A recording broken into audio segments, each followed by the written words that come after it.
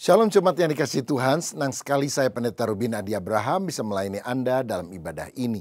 Hari ini saya akan menyampaikan firman dengan judul Pemeliharaan Tuhan. Kita akan baca 1 Raja-Raja 17 ayat 1-6 yang berbunyi demikian. Lalu berkatalah Elia orang Tisbe dari Tisbe Gilead kepada Ahab, demi Tuhan yang hidup, Allah Israel yang kulayani, sesungguhnya tidak akan ada embun atau hujan pada tahun-tahun ini, kecuali kalau kukatakan. Kemudian datanglah firman Tuhan kepadanya, pergilah dari sini, berjalanlah ke timur, dan bersembunyilah di tepi sungai Kerit, di sebelah timur sungai Yordan. Engkau dapat minum dari sungai itu, dan burung-burung gagak telah kuperintahkan untuk memberi makan engkau di sana. Lalu ia pergi dan melakukan seperti firman Tuhan. Ia pergi dan diam di tepi sungai Kerit di sebelah timur sungai Yordan. Pada waktu pagi dan petang, burung-burung gagak membawa roti dan daging kepadanya, dan ia minum dari sungai itu. Amin. Saudara, kita sedang berada pada masa yang sulit. Pandemi COVID-19 telah menimbulkan banyak masalah kesehatan, bahkan banyak orang meninggal dunia. Sekarang ini disusul juga dengan situasi perang, situasi krisis ekonomi di beberapa negara, terjadi goncangan-goncangan yang luar biasa. Kita perlu berdoa agar Tuhan memelihara bangsa kita Indonesia. Tapi percayalah, walaupun masa sulit itu terjadi, Allah yang kita sembah adalah Allah yang memelihara umatnya. Dia adalah Bapa yang baik. Dia tahu kebutuhan anaknya. Kalau kita Bapa dunia saja selalu memikirkan yang terbaik bagi anak kita, apalagi Bapa surgawi. Dalam Filipi 4 ayat 19 firman berkata, Allahku akan memenuhi segala keperluanmu menurut kekayaan dan kemuliaannya dalam Kristus Yesus. Apa yang merupakan keperluan kita, kebutuhan kita, Dia akan provide, Dia akan sediakan. Karena Allah adalah pemelihara kita. Nah, saya ingin ajak saudara untuk melihat ada beberapa ciri pemeliharaan Tuhan dalam hidup kita. Yang pertama, pemeliharaan Tuhan itu sesuai dengan kebutuhan kita. Saudara, ketika kelaparan melanda Israel, Tuhan menyuruh Elia pergi ke sungai yang bernama Sungai Kerit. Sungai itu sungai yang kecil, terletak di sebelah timur Yordan. Mungkin saudara berpikir, kenapa Tuhan tidak menyuruh saja pergi ke sungai Yordan yang lebih besar, lebih terkenal? Kok sungai Kerit yang kecil? Kenapa pula Allah mengirim burung gagak kepada dia? Bukan burung Raja Wali, atau bukan gajah yang binatang yang badannya besar untuk memelihara Elia. Kok burung gagak? Jawabannya, karena kebutuhan yang harus dipenuhi adalah untuk satu orang. Jadi kalau sungai Kerit pun cukup, mengapa harus sungai Yordan yang lebih besar? Kalau burung gagak pun cukup untuk dipakai sebagai alat pemeliharaan, mengapa harus Raja Wali atau gajah yang besar? Nah, inilah yang kita harus paham. Kebutuhan kita berapa, nanti Tuhan akan supply. Orang yang belum menikah, kebutuhannya hanya untuk satu orang. Tuhan berkati untuk kebutuhan satu orang. Saudara menikah, punya anak, jangan khawatir. Tuhan juga akan siapkan untuk hidup berdua, untuk hidup bertiga, atau berempat, atau selanjutnya. Yesus mengajari kita dalam doa Bapa kami. Berikanlah kami pada hari ini makanan kami yang secukupnya. Itu artinya apa? Kita tidak boleh serakah. Kita harus hidup berpada dengan apa yang ada. Cukup, bisa berkata enough is enough. Jangan keinginan kita itu terlalu berlebih-lebihan.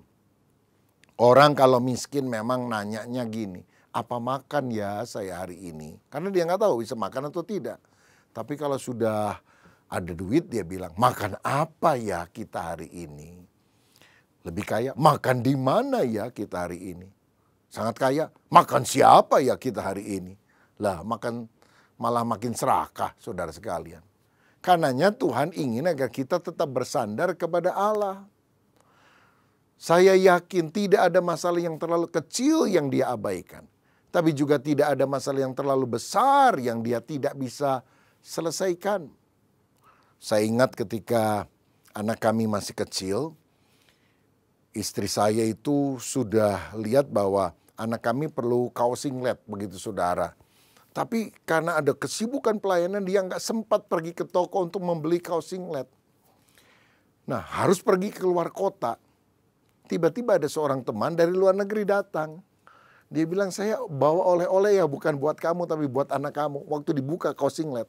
Lah kan jarang saudara orang dari luar negeri kasih kaos singlet buat anak bayi lagi, anak kecil. Tapi saya yakin tidak ada persoalan yang terlalu kecil yang dia abaikan.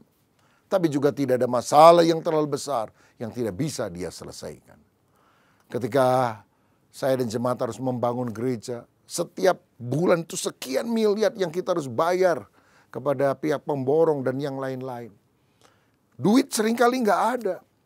Tanggal untuk penyelesaian sudah makin dekat. Tapi waktu kita berdoa, selalu last minute Tuhan menyediakan yang terbaik.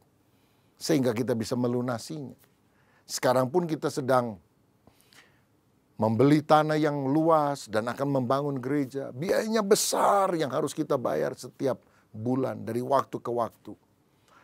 Beberapa waktu yang lalu saya panggil anak dan menantu saya dan saya bilang ada kebutuhan besar lebih dari 20 M yang kita harus bayar beberapa bulan ke depan ini.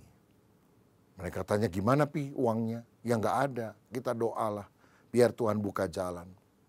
Apa yang terjadi? Beberapa hari kemudian ada seorang anggota jemaat yang telepon saya, lalu datang ke rumah minta didoakan secara khusus karena ada proyek kerjasama dengan pemerintah. Dan dia bernasar kalau proyeknya bisa go, dia akan memberikan janji iman. Beberapa minggu kemudian setelah didoakan, dia bilang, puji Tuhan Pak, proyeknya berhasil. Dan saya sudah transfer kemarin, sekian miliar. Itu yang pertama, nanti saya akan transfer lagi sekian miliar untuk pembangunan gereja yang ada. Oh, Yehova Jireh, Allah menyediakan. Tapi dananya belum cukup untuk 20 M itu. Berapa hari kemudian ada yang tanya, berapa yang dibutuhkan? Oh, masih banyak jumlahnya. Tapi yang paling dekat kira-kira 20 miliar. Tuhan menggerakkan hatinya, memberikan 12 kilogram emas batangan. Sehingga kita bisa jual belasan miliar. Dan itu semua adalah titipan Tuhan untuk melunaskan kebutuhan sampai 20 M itu.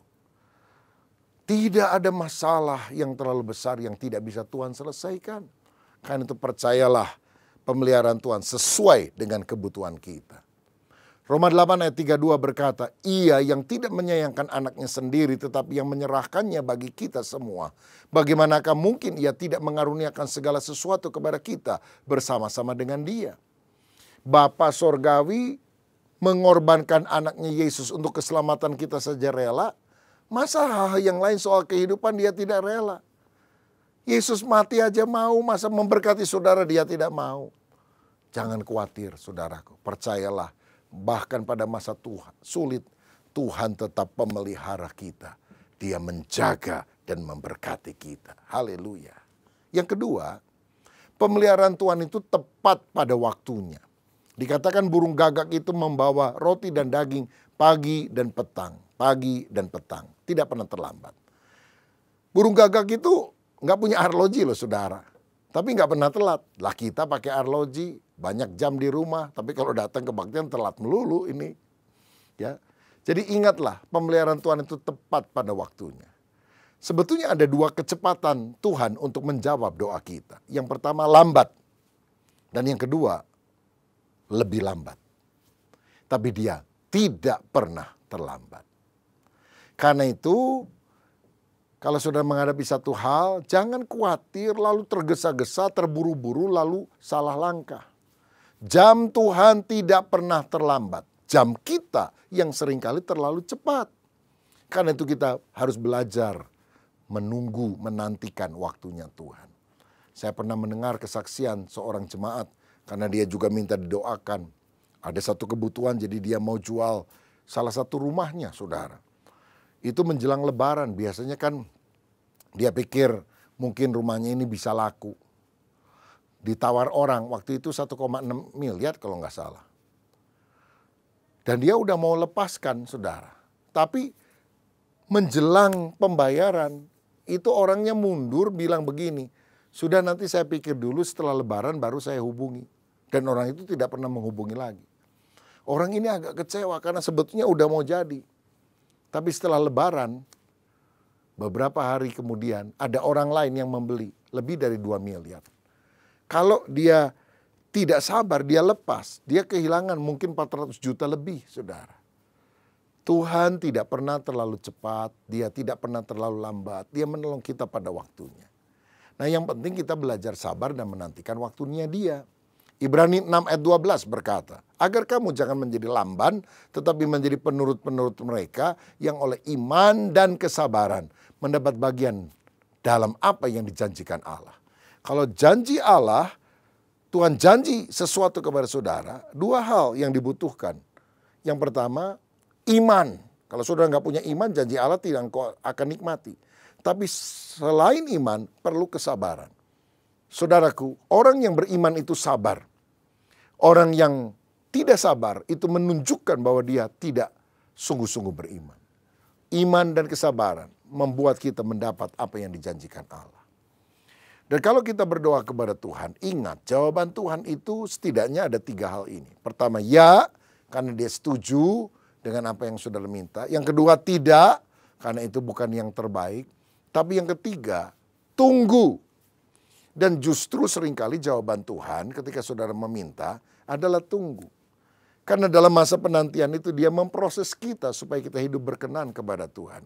Dan kalau Tuhan bilang tunggu, percayalah waktu Tuhan adalah waktu yang terbaik. Kalau misalnya seorang anak pulang sekolah lapar, dia bilang, "Mama, saya lapar." Mamanya lagi panggang kue bolu di oven. Anaknya buka, "Mama, saya mau langsung makan kuenya." Mama bilang, "Tunggu, jangan sekarang." Kenapa? Kue bolunya belum matang, saudara. Kalau dipaksa dimakan juga nggak enak. Tapi kalau waktunya sudah sampai, misalnya 10 menit kemudian jadi, kan enak sekali itu kue bolu. Karena itu, kalau saudara sedang menghadapi satu hal, belum mendapatkan jawaban dari Tuhan, jangan khawatir. Orang tanya, "Mana? Katanya Tuhan mau tolong." Percaya. Mujizat saya on the way, sedang dalam perjalanan. Sebentar lagi dia akan datang. Saudara, mari kita bersabar menunggu waktu Tuhan. Seperti Abraham mendapatkan janji akan menjadi nenek moyang dari satu bangsa yang besar. Tapi usianya 100 saja nggak punya anak kok. Istrinya 90 tahun nggak punya anak. Tapi pemeliharaan Allah itu tepat pada waktunya. Apa yang Tuhan janjikan, ya dan amin. Sehingga akhirnya sekarang keturunan Abraham ada di mana-mana. Yang ketiga, pemeliharaan Tuhan itu berkelanjutan. Tidak hanya berhenti di satu momen, tapi terus berkesinambungan, berkelanjutan dari waktu ke waktu. Ada kontinuitasnya. Dalam 1 Raja-Raja 19 tadi, ayat 7-9 dikatakan, tetapi sesudah beberapa waktu sungai itu menjadi kering, sebab hujan tiada turun di negeri itu. Maka datanglah firman Tuhan kepada Elia, "Bersiaplah pergi ke Sarfat yang termasuk wilayah Sidon dan diamlah di sana. Ketahuilah, aku telah memerintahkan seorang janda untuk memberi engkau makan." Saudara, Tuhan yang menyuruh Elia pergi ke sungai Kerit. Tapi kok sungai Keritnya jadi kering ya? Ini terjadi karena Tuhan tidak mau kita mengandalkan sungai itu. Karena sungai itu hanya sarana, sedangkan sumber berkatnya tetap Tuhan. Dan Tuhan bisa memelihara kita di satu tempat dan kemudian mengalihkan pada tempat yang lain. Karena sekarang dari Kerit dia harus melanjutkan perjalanannya ke Sarfat. Jadi kalau misalnya saudara diberhentikan dari satu pekerjaan karena perusahaannya bangkrut misalnya. Itu bukan berarti Allah tidak mengasihi saudara, Allah tidak memelihara saudara. Tapi percayalah, Tuhan sedang menyiapkan pekerjaan yang lain yang lebih baik. Dan belum tentu saudara bekerja di perusahaan yang lain. Mungkin saja Tuhan ingin agar saudara menjadi entrepreneur, menjadi wira swasta, mengembangkan sebuah pekerjaan yang kemudian bisa berlipat ganda hasilnya. Cara Tuhan bisa saja berubah, tapi esensinya pemeliharaan Tuhan bagi kita tetap. Karena dia Bapa yang mencintai anaknya dan dia pasti akan memelihara. Jadi saudara, kita harus inovatif. Menyesuaikan diri dengan perubahan-perubahan yang ada. Misalnya, kalau dulu saudara bisa menghidupi keluarga karena jualan piringan hitam, maka ketika teknologi berubah, saudara berubah. Jadi jualan kaset, ya, kaset lagu-lagu misalnya. Tapi era kaset juga berganti. Sekarang berubah menjadi era CD. Tapi era CD juga compact disc berubah lagi menjadi era digital. Nah, kita harus berinovasi, menyesuaikan diri dengan perubahan. Tapi ingatlah, pemeliharaan Allah itu berkesinambungan, continue, berkelanjutan dalam kehidupan kita. Saya ingat ada seorang yang namanya Johnson yang udah kerja kira-kira 38 tahun di sebuah pekerjaan di Amerika Serikat. Tapi karena krisis besar yang melanda perusahaan itu, maka banyak terjadi pemangkasan karyawan. Salah satu yang kena adalah dia.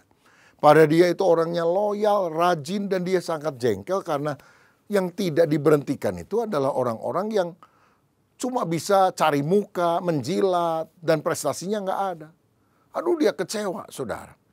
Tapi kemudian, ya dia tidak bisa melakukan apapun. Dia tinggal di rumah sekian lama, berdiam diri, tapi akhirnya dia pikir kalau saya nganggur terus ini bahaya nih, saya nggak bisa memberi makan keluarga. Jadi dia mulai usaha kecil-kecilan, home industry, bikin sabun, bikin bedak, mulai dia kemasannya diperbagus, dijual. Lama-lama laris, saudara. Sekarang pakai merek dagang, Johnson & Johnson. Oh, sekarang perusahaannya mendunia. Nah, wartawan pernah tanya, kalau kamu ketemu dengan bos kamu yang dulu pernah mencat kamu, apa yang kamu akan lakukan? Johnson bilang, dulu saya jengkel. Kenapa saya dikeluarin? Tapi sekarang kalau saya ketemu dia, saya mau rangkul dia. Saya mau bilang, terima kasih bos untuk kamu pecat saya. Gara-gara kamu pecat saya sekarang jadi konglomerat. Kalau enggak kan dia tetap kerja di sana. Ingatlah saudara, Tuhan seringkali mengizinkan hal yang tampaknya tidak enak untuk membuat saudara mengalami sesuatu yang jauh lebih indah. Karena pemeliharaan Allah itu berkesinambungan, berkelanjutan di dalam kehidupan kita. Dan yang terakhir, yang keempat, pemeliharaan Tuhan itu seringkali tidak masuk akal. Coba saudara bayangkan, siapa yang dipakai oleh Tuhan untuk membawa daging kepada Elia?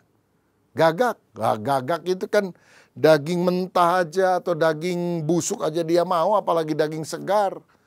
Kalau yang membawanya itu monyet, ya mungkin lebih masuk akal. Karena monyet kan nggak doyan daging, dia doyan pisang misalnya. Tapi itulah cara Tuhan. Yang nggak masuk akal, burung gagak yang rakus dipakai untuk menjadi alat Tuhan membawa roti dan daging. Begitu juga siapa yang memelihara Elia di Sarfat. Bukan seorang bos, juragan beras misalnya. Tapi hanyalah seorang janda miskin lagi saudara sekalian. Tapi ternyata Tuhan bisa membuat mujizat. Cara Allah seringkali tidak terduga oleh logika kita. Tapi percayalah, rencana Tuhan adalah yang terbaik. Amsal 3 ayat 5 dan 6 berkata, percayalah kepada Tuhan dengan segenap hatimu. Dan janganlah bersandar kepada pengertianmu sendiri. Akuilah dia dalam segala lakumu, maka ia akan meluruskan jalanmu. Jangan ngandelin pikiran kita. Percaya kepada Tuhan. Lakukan bagian kita yang terbaik. Akui dia dalam segala lakumu, artinya libatkan Tuhan dalam setiap pengambilan keputusan dalam kehidupan kita. Maka jalan hidup akan lurus. Engkau akan melihat berkat Allah dicurahkan. Saudara sekalian, beberapa waktu yang lalu ada seorang pengurus di gereja kita di Jakarta sharing kepada saya. Dia bilang, Pak, waduh, saya belajar banyak pada masa pandemi 2 tahun ini. Pekerjaannya begini, dia suka ngambil kain dari pabrik, berhutang sekian bulan, lalu bayar kalau dia sudah bisa lempar ke pasaran gitu ya, jual kepada pihak yang lain. Dan itu dilakukan puluhan tahun. Dan satu kali orang pabrik itu bilang, mestinya kamu ya satu hari kamu itu beli kontan, gak usah ngutang. Sampai berapa bulan kan bunganya juga tinggi. Dia bilang, aduh bayar kontan gimana duitnya. Dan benar saudara sekalian, ketika pandemi terjadi, dia ngalami masalah karena hutang yang dia harus bayar ke pabrik itu kira-kira 100 miliar. Dia memang sudah ambil kain-kain itu, taruh di gudangnya, ratusan ton saudara sekalian. Tapi mandek semuanya. Dan pada masa pandemi, barang-barang yang sudah dia hutangi kepada banyak orang juga ternyata banyak yang nggak dibayar kepada dia. Oh, dia sangat tertekan. Dan untuk menghidupi keluarganya dia harus jual itu ratusan ton kain yang dia punya. Dia coba banting harga, nggak laku saudara. Nah akhirnya dia pikir saya tahan aja deh. So, harga juga lagi nggak bagus. Yang penting saya bisa punya uang secukupnya untuk makan bagi keluarga. Saudara, dia tahan harganya sampai berbulan-bulan, 1 tahun menjelang 2 tahun. Sampai harganya menjadi lebih stabil sekarang. Baru dia jual. Dan jualnya tidak lagi dengan cara menghutangkan kepada orang. Dia bilang cash. Saudara, dan orang akhirnya membeli cash. Dan dengan uang cash itu dia lunasi hutangnya ke pabrik tersebut. Dan dalam 2 tahun ini, mujizat terjadi. Hutang 100M yang dia pikir nggak mungkin bisa terbayar. Justru masa pandemi bisa lunas. Dia sekarang nggak punya hutang. Dan kalau dia ambil dari pabrik itu, dia bayar cash saudara sekalian. Dia jualnya cash. Kalau dulu ambil ngutang, dijualin ngutang juga. Lalu istrinya bilang, bener Pak, Tuhan baik banget sama kami. Bapak tahu nggak? Tahun ini suami saya beli rumah berapa? Kan dia tinggal di sebuah perumahan saudara. Dia beli kirinya, dia beli kanan, dia beli sebelah sana. Dia beli 6 rumah Pak katanya.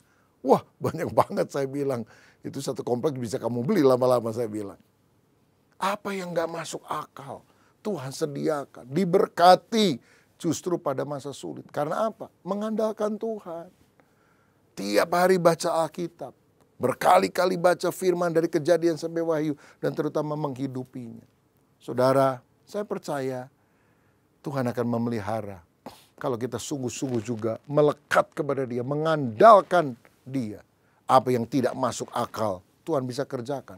Karena Alkitab berkata apa yang tidak pernah dilihat oleh mata. Tidak pernah didengar oleh telinga. Tidak pernah timbul dalam hati. Allah akan sediakan bagi setiap orang yang mengasihi Dia. Mungkin saudara pernah mendengar kisah ada seorang ibu yang kontrakan rumahnya hampir habis. Dia sebetulnya sudah nabung, tapi uang tabungannya juga habis karena anaknya masuk rumah sakit. Sehingga biaya tabungan harus dibayarkan untuk biaya rumah sakit. Hari Minggu itu dia pergi ke gereja nangis.